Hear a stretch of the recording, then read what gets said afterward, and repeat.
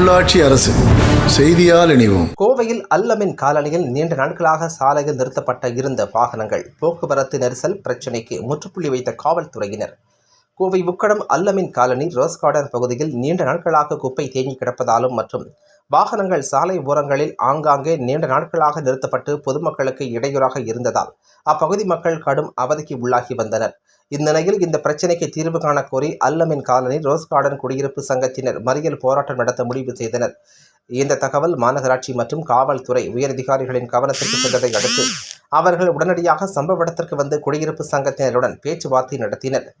பேச்சுவார்த்தையின் போது குடியிருப்பு சங்கத்தினரின் கோரிக்கையை ஏற்றுக்கொண்ட மாநகராட்சி அதிகாரிகள் உடனடியாக நடவடிக்கை எடுக்கப்படும் என உறுதியளித்தனர்.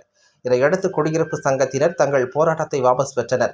உடனடியாக மாநகராட்சி ஊழியர்கள் செயல்பட்டு குப்பைகளை அப்புறப்படுத்தும் பணியில் ஈடுபட்டனர். மேலும் கடைவீதி காவல் நிலைய உதவி ஆய்வாளர் தலைமையில் போலீசார் சாலை ஓரங்களில் நீண்ட நாட்களாக நிறுத்தப்பட்டிருந்த 50க்கும் மேற்பட்ட வாகனங்களுக்கு நோட்டீஸ் ஒட்டினர். இந்த நோட்டீஸில் வாகனங்களை உடனடியாக அப்புறப்படுத்த வேண்டும் என தெரிவிக்கப்பட்டுள்ளது. அவ்வாறு செய்ய தவறினால் வாகனங்கள் மீது வழக்கு பதிவு செய்து மாநகராட்சி நிர்வாகத்திடம் ஒப்படைக்கப்படும் என கடைவீதி காவல் நிலையம் எச்சரிக்கை விடுத்துள்ளது. இந்த நடவடிக்கையால் அல்லமின் காலனி ரோஸ் கார்டன் பகுதியில் நீண்ட காலமாக இருந்து வந்த குப்பை மற்றும் வாகன நெரிசல் பிரச்சினைக்கு முற்றுப்புள்ளி வைக்கப்பட்டுள்ளது. இதனால் அப்பகுதி மக்கள் மிகுந்த மகிழ்ச்சி அடைந்துள்ளனர்.